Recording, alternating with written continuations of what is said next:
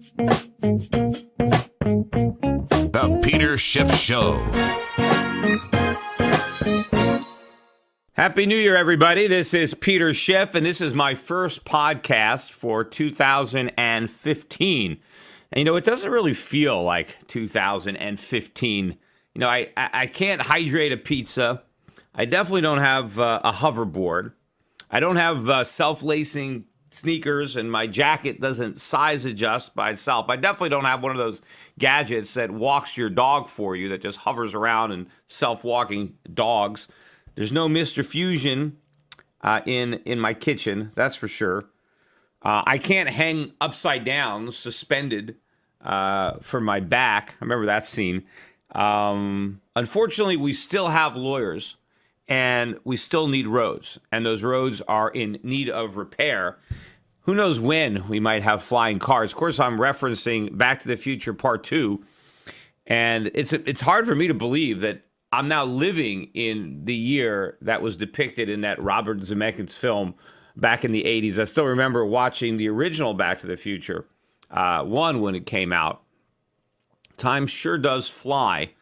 Although I guess we have a few things that maybe they didn't predict. We got the smartphones and text messaging and a few things that they didn't get. Well, I think in that movie there were a number of things that they might have gotten right.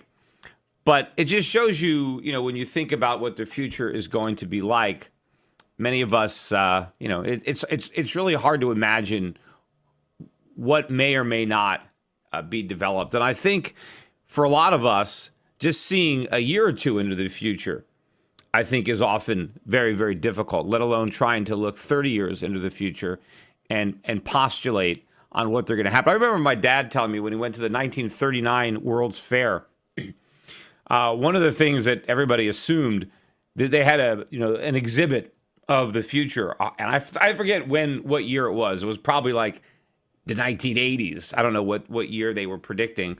They were looking at back then. But my dad tells me he remembers that they had big dioramas, they of neighborhoods, and everybody had helicopters in their driveways. So people have always been thinking about flying cars, but I guess the helicopter was a relatively new invention, and people figured that, well, everybody's just going to fly around in helicopters. No one's going to actually have an automobile. We're all going to have a helicopter.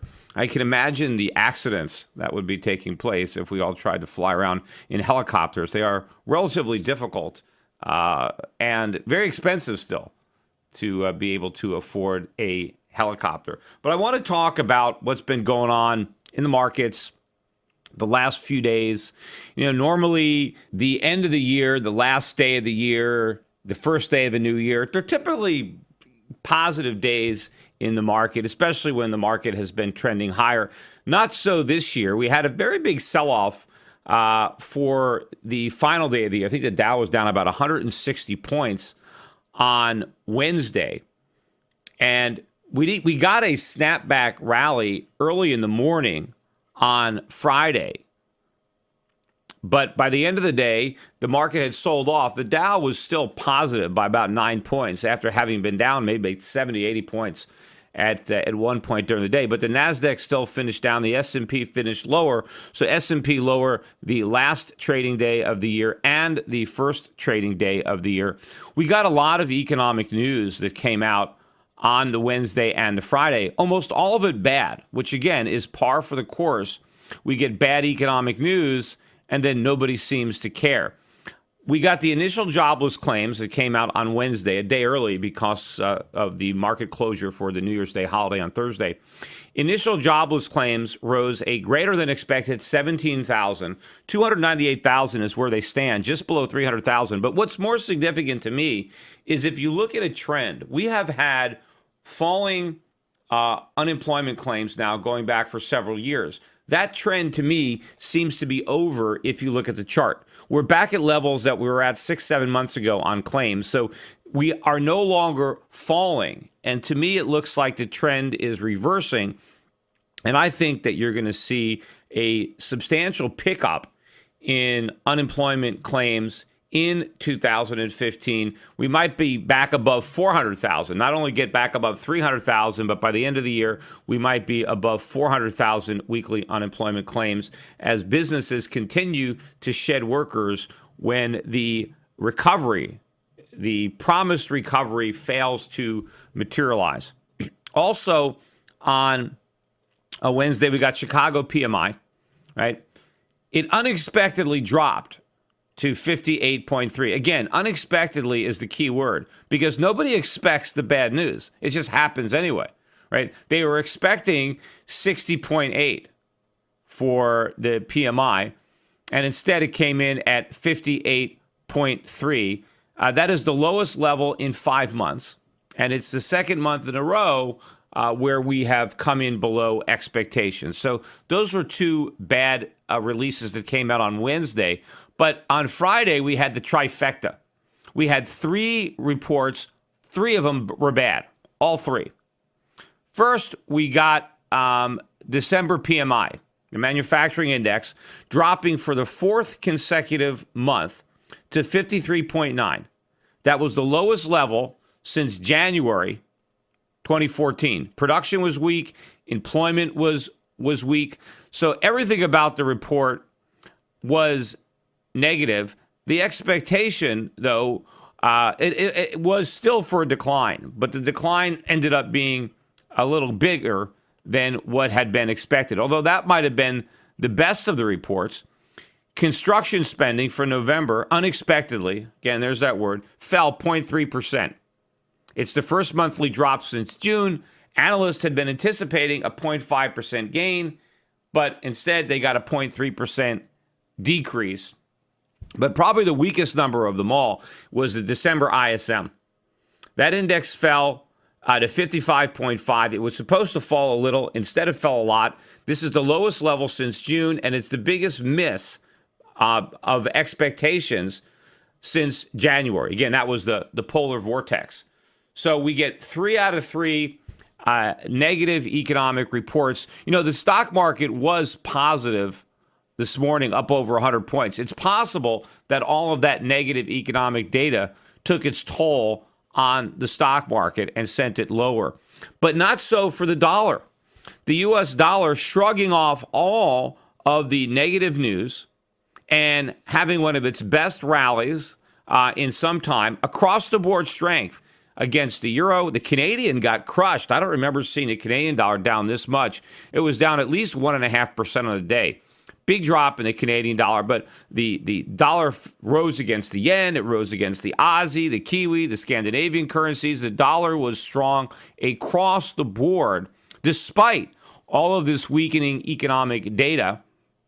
The Canadian dollar, of course, also being weighed down by the drop in crude oil, which extended its decline. We closed around 52.50, new lows on the move for the price of crude. You know, everybody is worried about the impact that falling energy prices will have on the Canadian economy, but nobody is worried about the impact it's going to have on the American economy. We've got a big oil industry too. I mean, we're not a net exporter like Canada, but we have many states that are net exporters. We have a lot of big states that their economies are very, very dependent on energy, but we have a large energy industry that has been built up predominantly over the last few years, responsible for all the decent job creation. And all of that is now in jeopardy. Yet nobody seems to worry about that with respect to the U.S. dollar, but they worry about the Canadian dollar.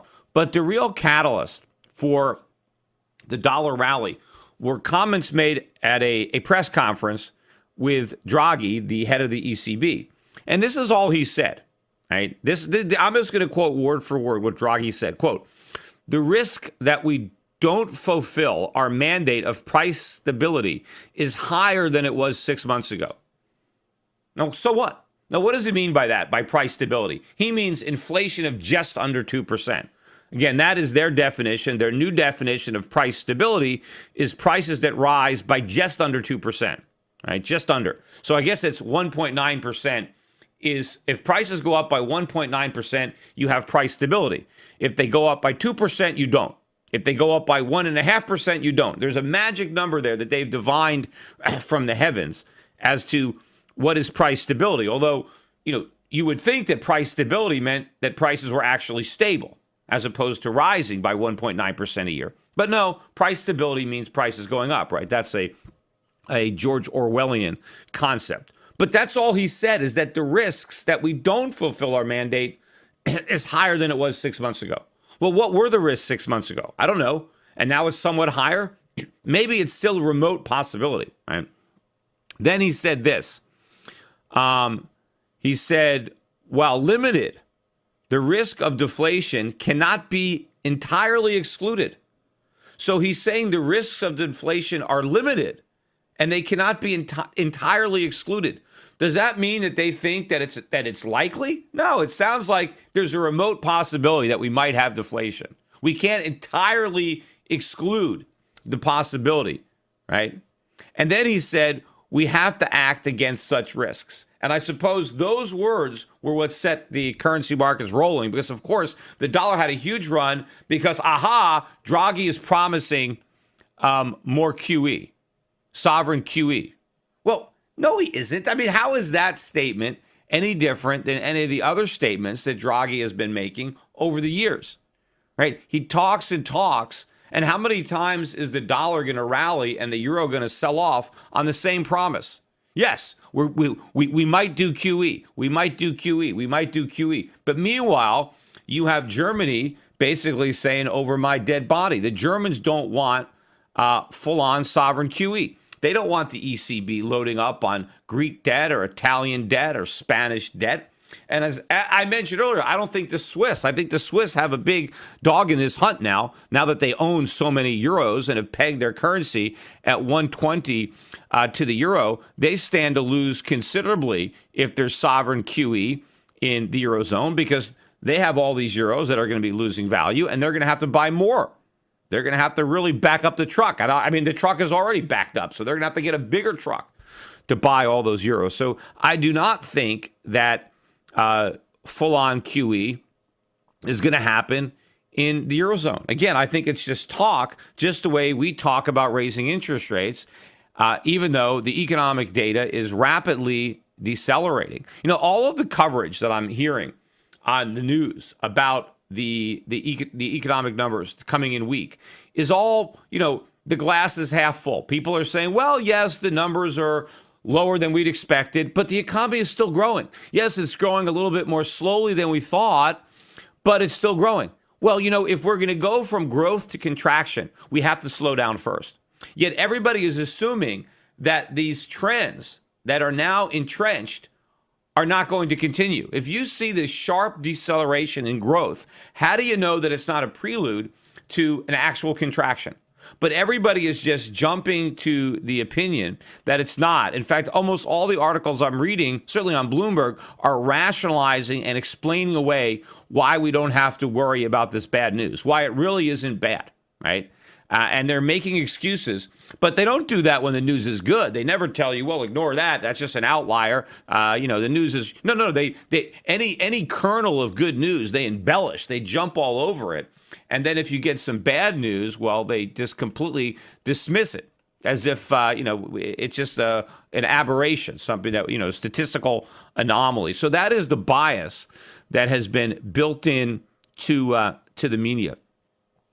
One significant, I think, development over the last couple of trading days is the gold market. I mean, the price of gold was relatively firm. Gold stocks in particular, the last trading day of the year of 2014 and the first trading day of 2015, gold stocks were up. In fact, gold stocks were probably the best performing stocks during those couple of days. Oil stocks, as a matter of fact, they actually rallied too, despite the weakness in crude oil. But think about the year for gold, because gold in 2014 was basically flat.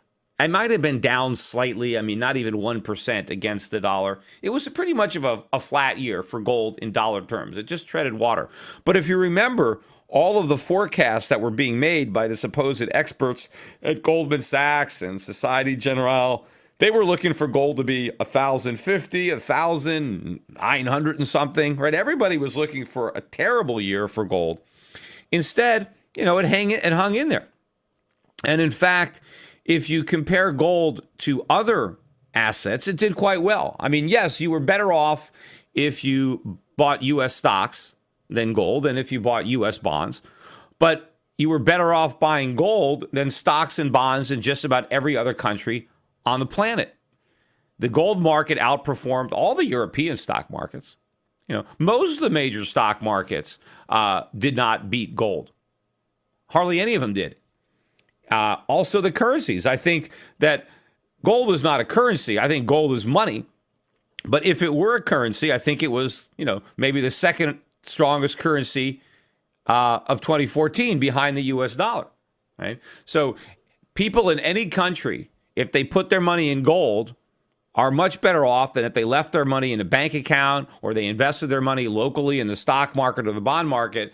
They were better off in gold. So, I think that all these negative forecasts didn't come true. Yes, gold didn't have a big rally in dollars, but it had a stealth bull market because it rallied in every other currency. In fact, we're very close to significant breakouts in some key currencies like the euro and the Swiss franc. I mean, if gold goes above 1,000 euros to the ounce, that's a significant breakout. Not only would it be a new 52-week high, but it would be a chart breakout. And we're right there. We're at like 991. So we need about a €9 move up to break out. On the Swiss franc, the level is 1,200. And the Swiss to euro peg is 120, so that would make sense. And we're right below. We're like 1180 something Swiss franc price for gold. And if we break out of those levels, I think that's very, very significant. And I don't think that you're going to have gold in major bull markets in every currency and it not include the U.S. dollar. So if we do get a big breakout in gold in terms of these other currencies, and looking at it, in terms of the Canadian dollar, there, I think maybe around 1,400. I forget the levels. But I think this is going to be very, very bullish for gold. And again, gold is not going to just be in a bull market in euros and Swiss francs and yen and Aussie dollars and have the U.S. dollar the only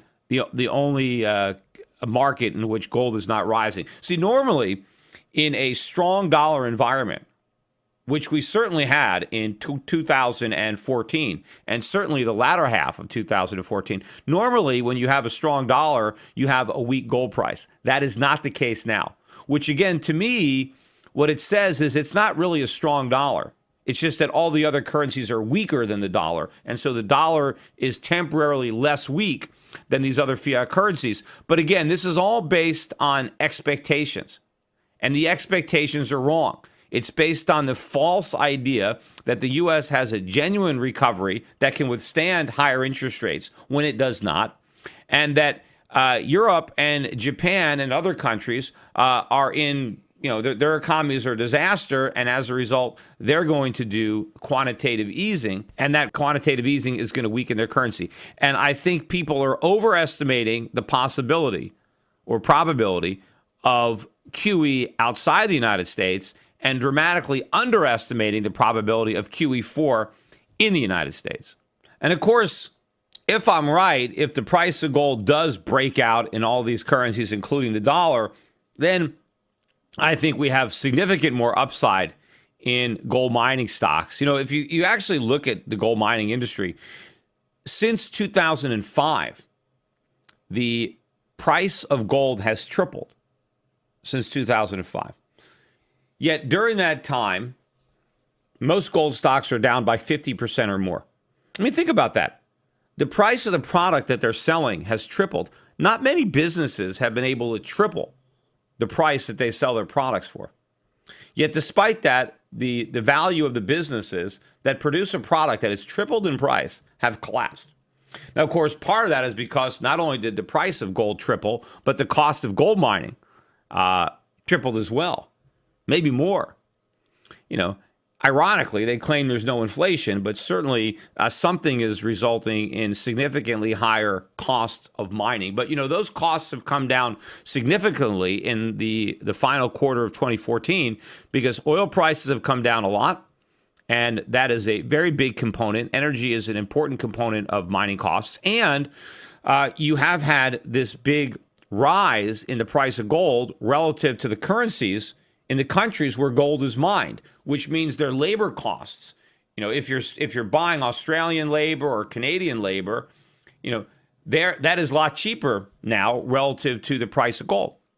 So the fundamentals have really improved. But I mentioned Back to the Future at the beginning of the podcast. One of the things that hasn't changed at all since Marty McFly went Back to the Future is the price of gold stocks. I mean, you can take a look at major gold stocks like Newmont Mining in the United States, or Barrick Gold, and these stocks are at the same price they were when Marty McFly got into his DeLorean in the mid-1980s and came to 2015, right? All the other changes that have taken place since 1985, yet the price of these gold stocks has remained the same. So it really shows you how undervalued these companies are at the moment. And I think it really is a historic opportunity when it comes to that sector, because you have this incredible confidence and faith. I mean, that is probably the biggest bubble. I talk about the bubble in stocks or real estate or bonds or the dollar, but the real bubble is in confidence. It's all one big con game, and people just have this incredible confidence in central bankers and in fiat currency and in governments and their abilities to micromanage and stimulate the economies.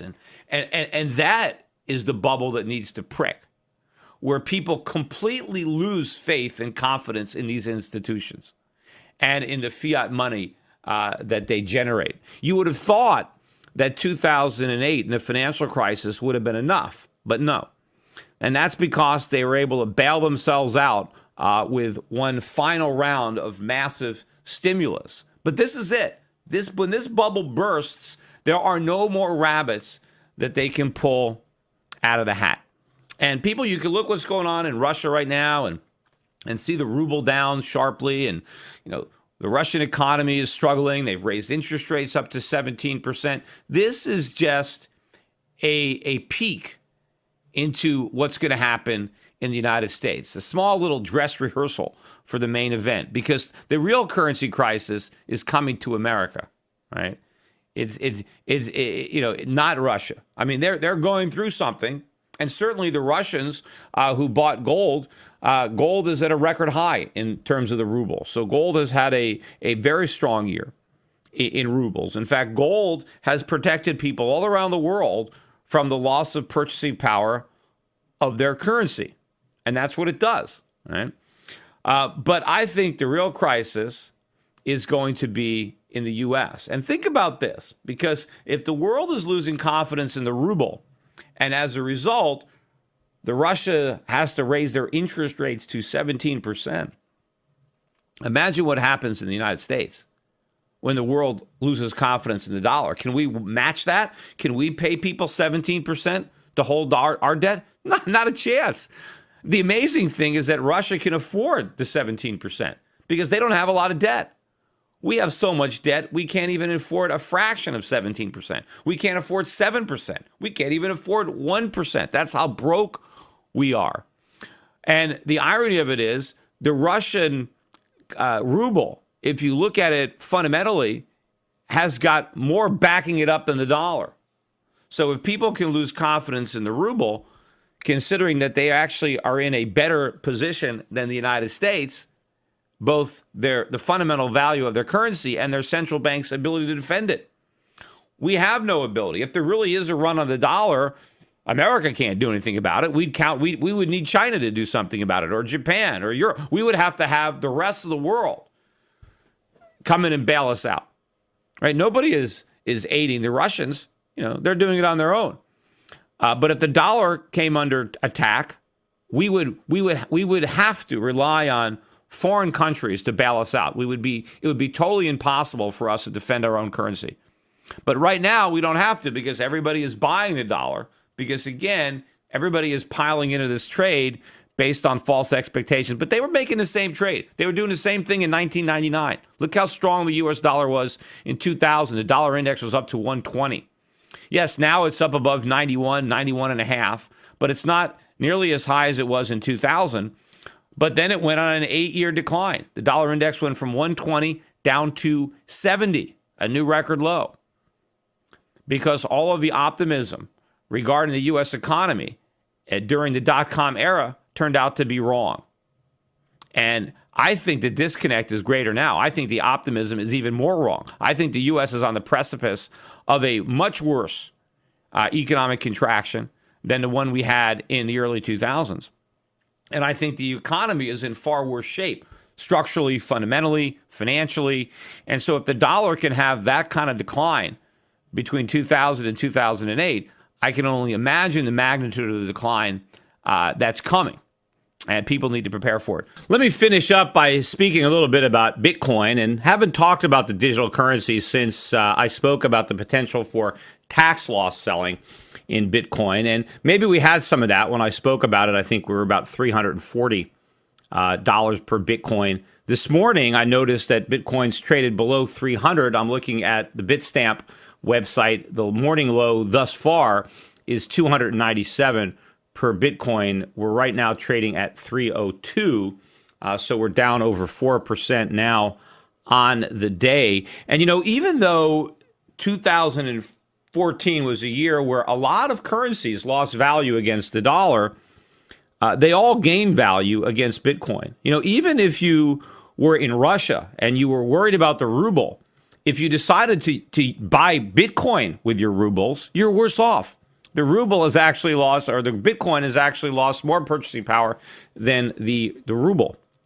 If you were in America, obviously, and if you were worried about QE and a weakening dollar, that didn't happen. But if you bought Bitcoin, you lost much more of your purchasing power than you would had you bought any other fiat currency, a traditional fiat currency. The digital currencies did a much poorer job than the fiat currencies of retaining their value. Gold did a pretty good job. In fact, gold did a very good job in 2014. Anybody anywhere in the world who was worried about their currency, and if they use their currency to buy gold, they are better off today for having bought gold, with the exception of the United States, where it's about a push.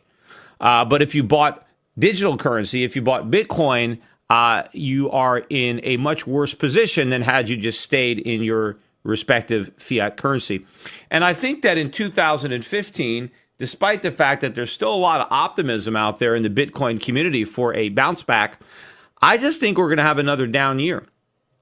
I think that, there's a PR problem now. You have a lot of people that bought Bitcoins in the last year who have significant losses. They've lost half their money, 2/3 of their money.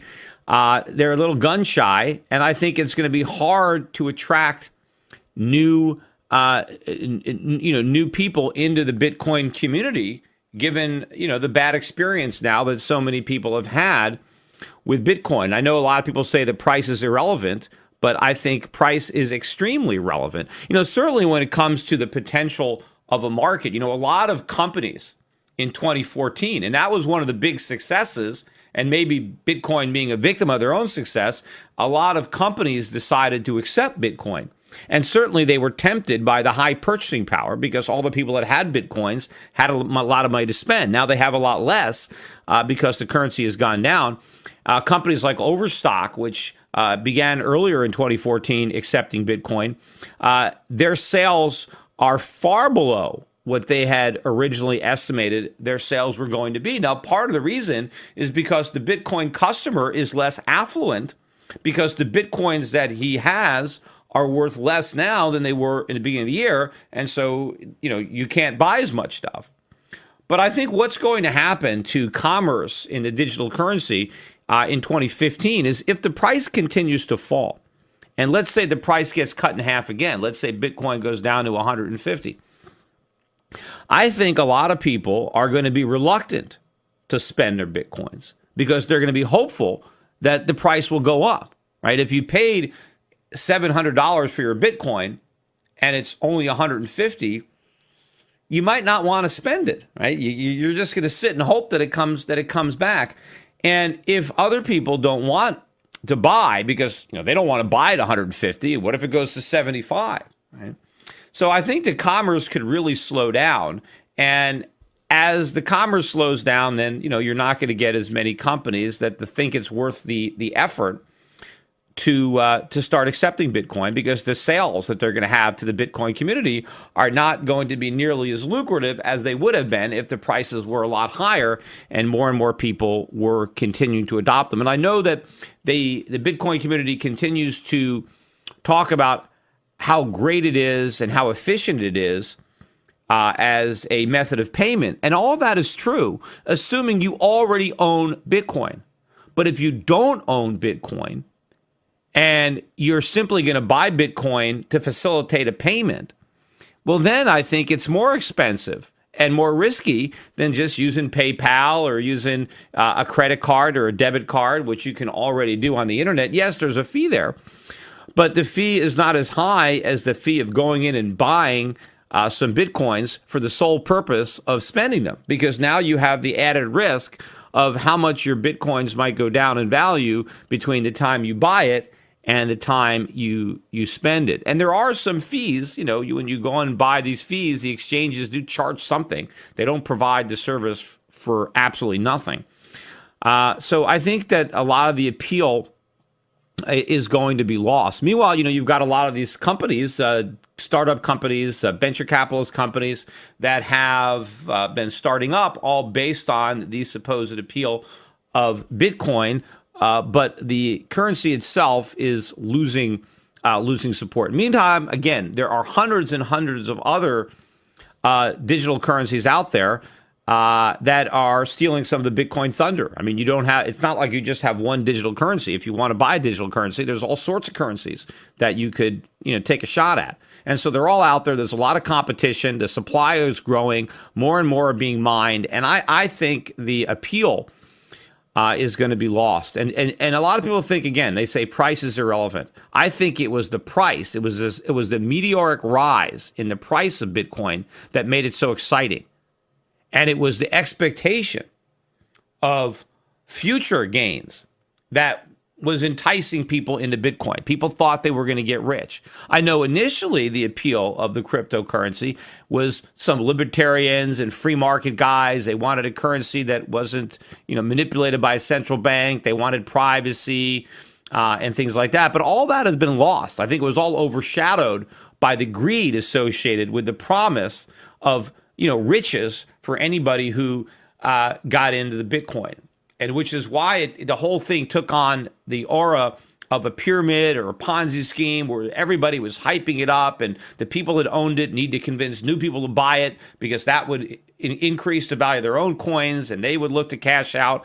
And so, but I don't think that the bubble is totally burst yet, because I think, we still have a lot of hope. And then once the price really starts to tumble, then I think you're going to see Gresham's law kick in. I mean, initially, people are going to be reluctant to sell. They're going to want to hold on to their Bitcoins. So commerce will dry up because people will be hoping that the currency comes back. But when it falls far enough, then people will give up hope, and it will be more about get me out at any price. And, the Gresham's law, good money chases out bad money. If Bitcoin becomes the example of bad money, where anybody that has bad money wants to spend it, right? So now people will be rushing to spend their Bitcoins before they lose value. They'll be holding on to their other currencies, right? But they'll be putting more and more Bitcoins into circulation. But then that'll just simply drive the price down even faster as everybody wants to spend it. And that's what, you get the pickup in the velocity too, right? Because if you get a Bitcoin, you better get rid of it before it loses even more of its value. And so I think, unfortunately, that is an event that we might see in 2015 or 2016. I don't know how long the whole thing is going to take to play out. But anyway, hey, that is it. Again, I want to wish everybody a very happy new year. I think it is going to be a very volatile 2015. I think it's going to be full of a lot of surprises for a lot of people. I do not think this year is going to go anywhere near the way the vast majority of people believe. Today's financial advisors behave like pro wrestling TV commentators. They scream that the recovery is strong, debt is manageable, inflation is low, and that the Federal Reserve has everything under control.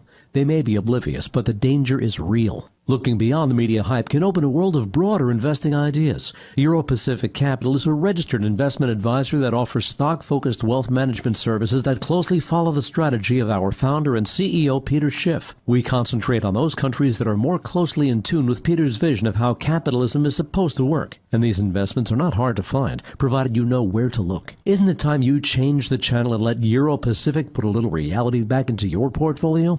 If you live in the United States and have $25,000 or more to invest, call 800-727-7922. That's 800-727-7922. Non-U.S. residents access similar strategies through Euro Pacific Bank at europacbank.com. Euro Pacific Capital and Euro Pacific Bank are affiliated companies.